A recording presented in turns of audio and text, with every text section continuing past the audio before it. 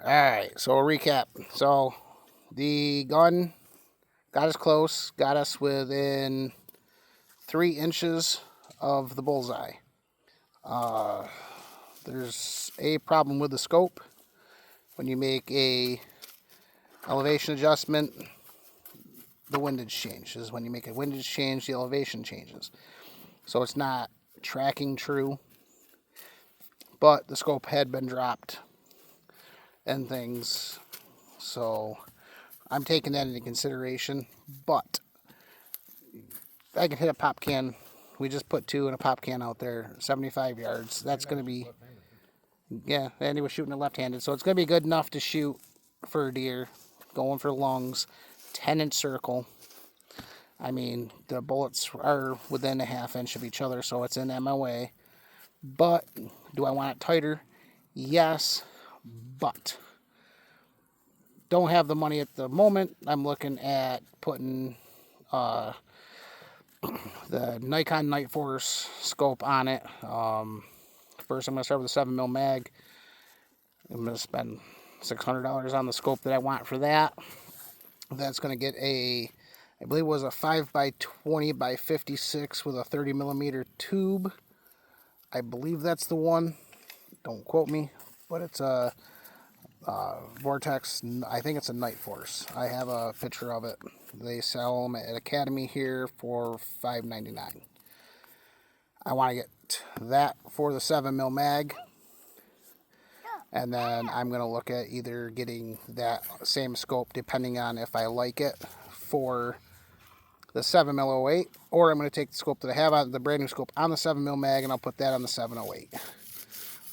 That's the Simmons Whitetail. That's a $120 scope that I have for that.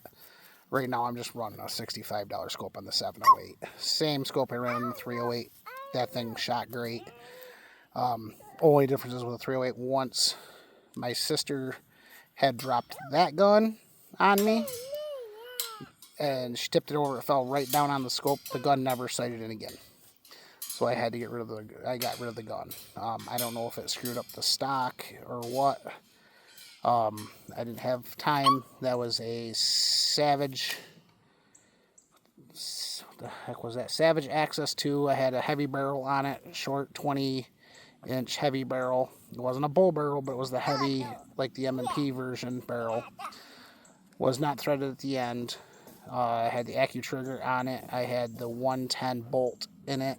Had some upgrades put into it. That thing shot so nice, so sweet. I miss my 308. The guy traded me brand new the 308 for the 708 because he liked the gun. He was gonna put a Boyd stock on it, a Timney trigger, and a better scope. He was gonna play with it. He wanted it for competition shooting because he knew what the gun did before, and he wanted to bring it back. So I did the trade for that. I like the 7mm, just I don't like the price of ammo. I really like the 308 ammo pricing. I'm paying $32 a box for my 708, and I'm paying $35 here in Texas for my 7mm mag. And I can get 20 or 21 for the 308.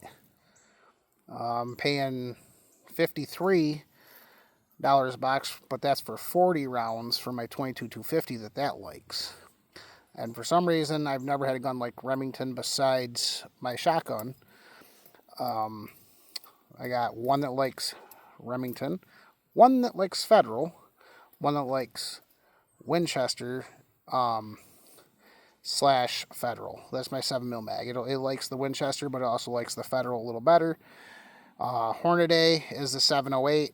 Loves the Hornady Whitetail. It's the only gun I've had that likes it. And then my 122-250 loves the Remington Hollow Point Full Metal Jacket Coppers.